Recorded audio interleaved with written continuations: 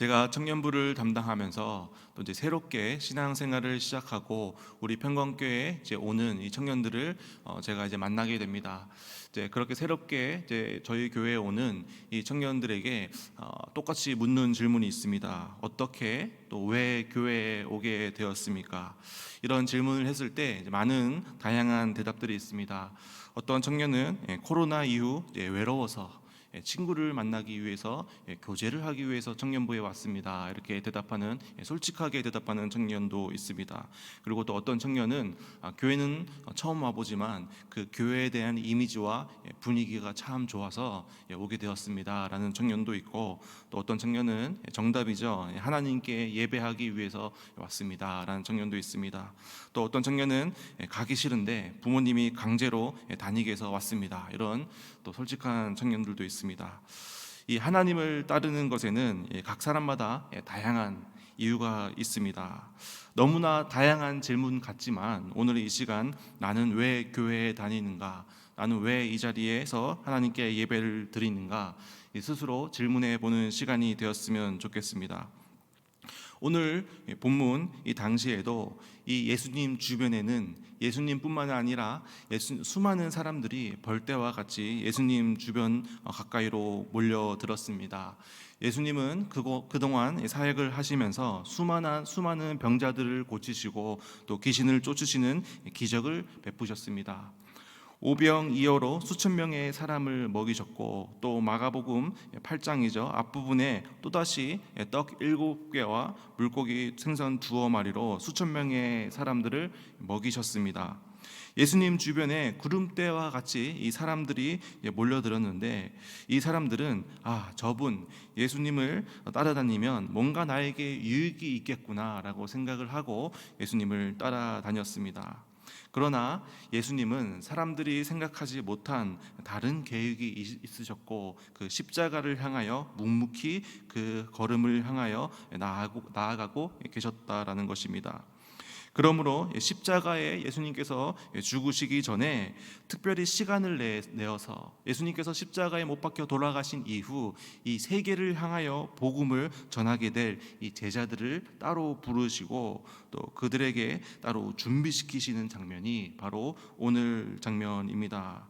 그래서 오늘 장면을 통해서 참된 제자의 삶이 무엇인지 이것을 예수님께서 제자들에게 알려주고 가르쳐 주십니다. 오늘 읽은 이 마가복음 8장은 예수님께서 전반기 사역을 마치시고 이제 후반기 사역을 새롭게 시작하시기 위해서 예루살렘으로 가시는 그러한 중간에 있습니다. 그래서 이 마가복음 8장은 예수님의 사역 가운데 굉장히 큰 의미를 가지는 중요한 시점입니다. 예수님께서 예루살렘으로 가시기 전에 이 가이사랴 빌립보라는 갈릴리 북쪽에 위치한 이 지역으로 가셔서 예수님의 이 제자들에게 질문을 던지십니다. 첫 번째 질문입니다. 제가 27절을 읽어보겠습니다. 예수와 제자들이 빌립보 가이사랴 여러 마을로 나아가실 때에 길에서 제자들에게 물어 이르시되 사람들이 나를 누구냐 하느냐. 수많은 사람들이 내 주변에 모여 있는데 이 사람들이 나를 뭐라고 얘기하느냐라고 질문을 하시는 겁니다. 그때 이 제자들은 그 질문에 대한 대답을 잘 알고 있기 때문에 이렇게 대답합니다. 28절입니다. 제자들이 여짜와 이르되 침례 요한이라 하고 더러는 엘리야 더러는 선지자 중에 하나라 하나이다. 그러자 예수님께서 이 대답을 들으시고 다시 제자들을 향해서 질문하십니다. 29절입니다. 또 물으시되 너희는 나를 누구라 하느냐? 베드로가 대답하여 이르되 주는 그리스도시니이다 하매. 여기서 이 예수님의 두 가지 질문과 또 베드로의 대답에 주목할 필요가 있습니다. 사람들에게 있어서 그 예수님 주변에 몰려들이는 사람들에 있어서 예수님은 단지 세례 요한이나 혹은 엘리야 같은 선지자 같은 한 사람에 불과했습니다. 구름대같이 모여드는 이 사람들은 이 예수님이 그리스도시고 이 메시아이심 또 십자가에 장차 못 박혀 돌아가심을 전혀 생각하지 않았습니다. 하지만 예수님께서는 이 제자들에게 다시 질문을 하십니다. 나를 어떻게 생각하느냐? 다시 질문하신 이유 그 의도는 이렇습니다. 너희들은 달라야 한다. 다른 사람들은 나를 단순히 선지자 중에 한 명, 단순히 기적을 베푸는 신기한 사람에 불과하지만 너희는 나에 대해서 똑바로 알아야 한다라고 재차 질문하시면서 촉구하시는 것입니다. 이럴 때 이 질문에 베드로는 대답을 했습니다. 주는 그리스도이십니다. 똑같은 본문의 마태복음 16장을 보면 이 베드로는 더 정확하게 대답합니다. 주는 그리스도시요 살아계신 하나님의 아들이십니다. 베드로는 한 번에 정답을 이야기했습니다. 그러나 베드로는 자신이 말한 이 대답의 확실한 정확한 의미는 알지 못했습니다. 분명 예수님이 메시아이시고 그리스도시라고 대답은 했지만, 하나님의 아들이라고 대답을 했지만 그 의미를 잘못 알고 있었습니다. 오해하고 있었습니다. 예수님도 우리에게 똑같은 질문을 하십니다. 너는 나를 누구라고 생각하느냐? 즉 너는 나를 제대로 알고 있느냐? 나를 알고 있느냐라고 물어보시는 것이죠. 우리가 누군가를 안다라는 표현을 굉장히 자주 합니다. 요즘 이제 아시안컵 축구가 한창인데 여러분들에게 손흥민을 아십니까? 손흥민이라는 선수를 아십니까? 라고 제가 물어본다면 여러분들은 다 안다고 대답을 하실 겁니다. 제가 여러분들에게 우리나라의 대통령 윤석열 대통령을 아십니까? 라고 얘기하면 여러분들은 네 압니다 라고 대답을 하실 겁니다. 그런데 오늘 예수님께서 이 제자들에게 물으시는 질문, 나에 대해서 제대로 아느냐라는 질문은 그 안다와라는 개념과 조금 다릅니다. 우리가 손흥민과 윤석열 대통령은 알지만 그 안다는 의미는 그 사람의 외모와 그 사람의 직업과 그 사람의 행적, 이런 것을 아는 것이지, 실제로 우리는 그 사람들과 밥을 먹어본 적도 없고 대화를 한 적도 없고 그 사람이 어떤 생각을 하고 사는지 우리는 알 수 없다라는 것이죠. 그런데 예수님께서 나를 아느냐라는 질문은 그러한 외모와 업적과 외관적인 것을 넘어서 인격적인 관계를 포함하는 질문입니다. 예수님과의 만남, 대화, 인격적인 관계 없이 예수님을 안다라고 하는 것은 마치 우리가 손흥민과 윤석열 대통령을 안다는 것과 똑같습니다.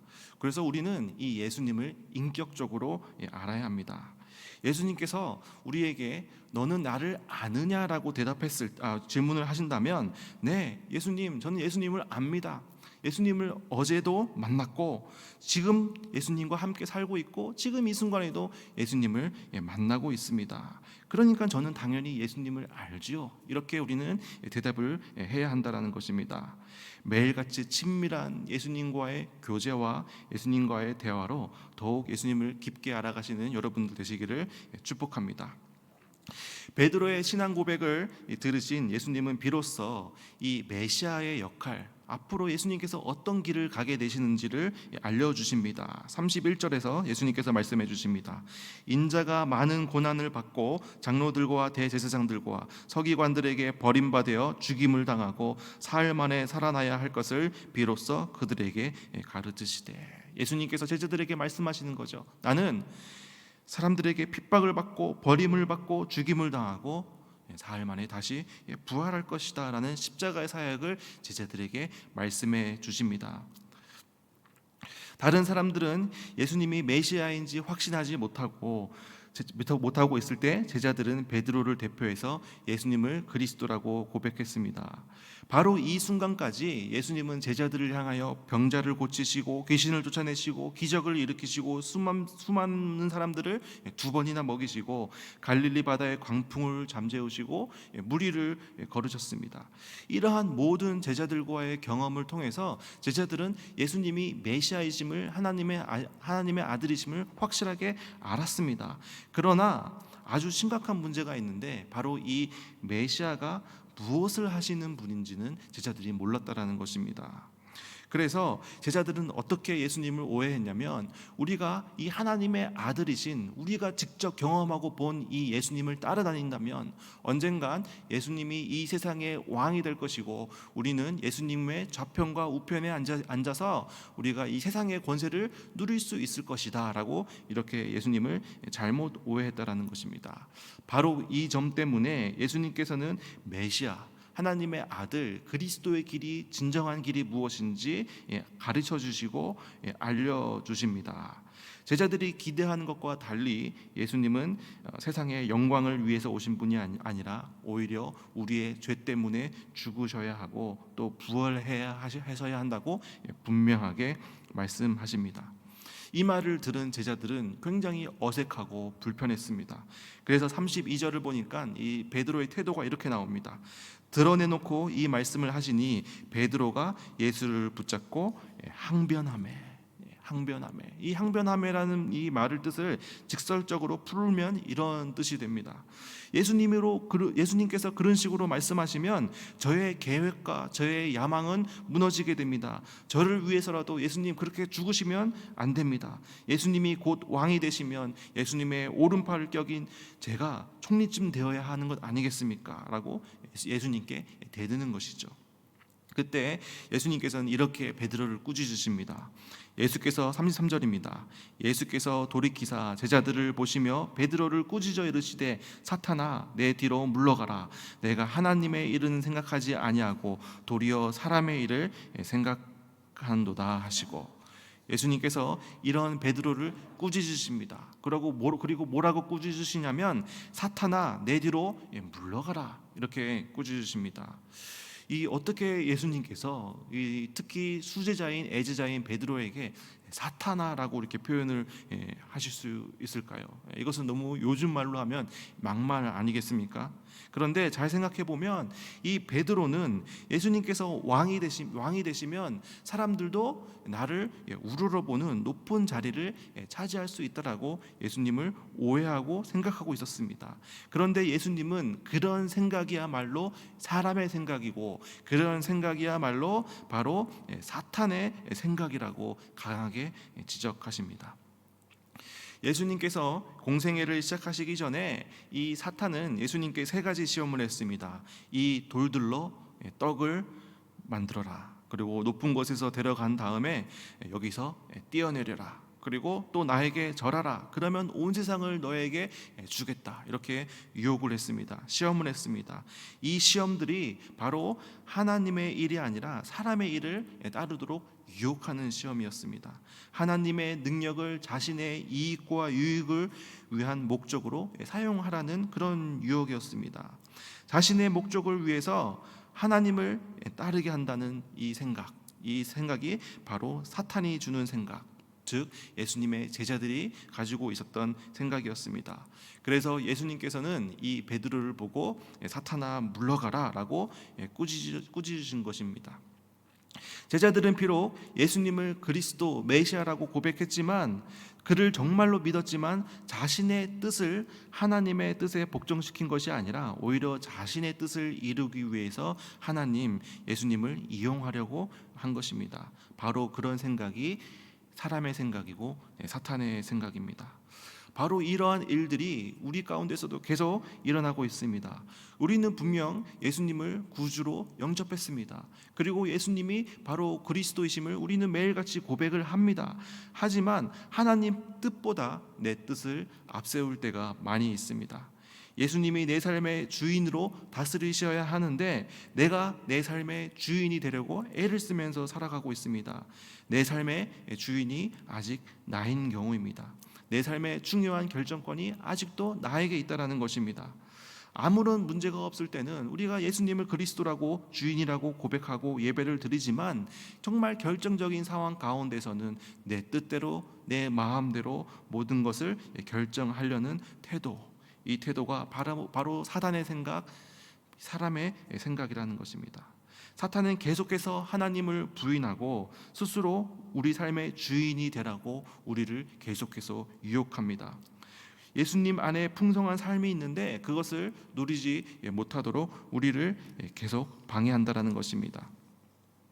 혹시 하나님의 일과 내가 원하는 방향이 다르게 나타날 때 우리도 베드로처럼 하나님 어떻게 그러실 수 있습니까? 라고 항변하지 않습니까? 내가 원하는 대로 하나님께서 해주시지 않는다고 바로 베드로와 같이 하나님께 원망과 불평을 늘어놓지는 않습니까? 그래서 혹시 내 삶 가운데 내 계획과 내 뜻이 내가 원하는 방향으로 진행되지 않더라도 겸손히 하나님을 신뢰하면서 하나님의 뜻을 구하며 나아가는 것, 이것이 예수님께서 제자들을 향하여 또 우리들을 향하여 원하시는 방향입니다. 그렇다면 이제 예수님은 자기를 정말 따르기로 한다면 어떻게 해야 하는지 분명하게 말씀해 주십니다. 오늘 본문의 34절 말씀입니다. 제가 읽어보겠습니다. 무리와 제자들을 불러 이르시되 누구든지 나를 따라오려거든 자기를 부인하고 자기 십자가를 지고 나를 따를 것이니라. 자기를 부인한다는 것은 무엇입니까? 자기가 원하는 야망을 버리는 것입니다. 내가 한 자리 하겠다 하는 이 야망을 버리고 내 목적을 위해서 예수님을 따르는 것을 포기하는 것입니다. 나의 삶의 주도권을 예수님께 넘겨드리는 것입니다. 내가 이 인생의 운전대를 잡는 것이 아니라 바로 우리의 인생의 운전대를 예수님께 내어드리는 것입니다. 또 자기 십자가를 진다는 것은 무엇입니까? 십자가라는 것은 너무나도 참혹한 형벌이었습니다. 자기 십자가라는 것은 이 예수님을 믿고 따를 때 당할 수 있는 고통과 핍박을 의미합니다. 그래서 이 예수님을 믿다가 손해보는 것입니다. 예수님을 믿고 십자가를 지는 것은 고통과 인내 이런 것들을 수반한다는 것입니다. 그럴 때 우리가 예수님을 따르다가 고통과 고난이 올 때 그것을 부인하거나 도망가지 않고 오히려 예수님을 더욱더 신뢰하고 그 길을 따라가야 한다는 것입니다. 이처럼 자기 방식을 포기하고 믿음으로 고난까지 기꺼이 감당하는 삶, 이 삶이 바로 자기를 부인하고 십자가를 따르는 삶입니다. 그래서 35절 예수님께서 이렇게 말씀하십니다. 누구든지 자기 목숨을 구원하고자 하면 잃을 것이요 누구든지 나와 복음을 위하여 자기 목숨을 잃으면 구원하리라. 그래서 우리가 예수님을 믿고 우리 목숨보다 예수님을 더 중요시 여기고 예수님을 붙잡고 우리의 모든 것을 내어놓고 자기 십자가를 지고 살아간다면 우리는 이 하나님의 영광에 동참하는 길로 나아갈 수 있을 줄을 믿습니다. 그래서 오늘 말씀을 기억하면서 정말 예수님만 신뢰하고 예수님의 자기 십자가를 지고 나아가는 여러분들 되시기를 축복합니다. 기도합니다. 하나님 아버지 감사합니다. 오늘 말씀을 통하여 정말 하나님께서 메시아이시며 우리 죄를 위하여 이 땅 가운데 오신 그리스도이심을 저희들이 고백합니다. 우리가 이렇게 고백을 함에도 불구하고 정말 우리의 결정적인 순간에 우리의 생각과 뜻과 계획을 내어놓지 못하고 우리의 뜻대로 우리가 우리 삶의 주인이 돼서 살아가는 저희들의 모습을 바라봅니다. 저희들의 모든 것을 내려놓고 바로 예수님만 붙잡고 예수님만 신뢰하며 자기 십자가를 지고 하나님의 영광의 길에 동참하는 저희들 될 수 있도록 도와주시옵소서. 이 모든 말씀 예수님의 이름으로 기도드렸습니다. 아멘.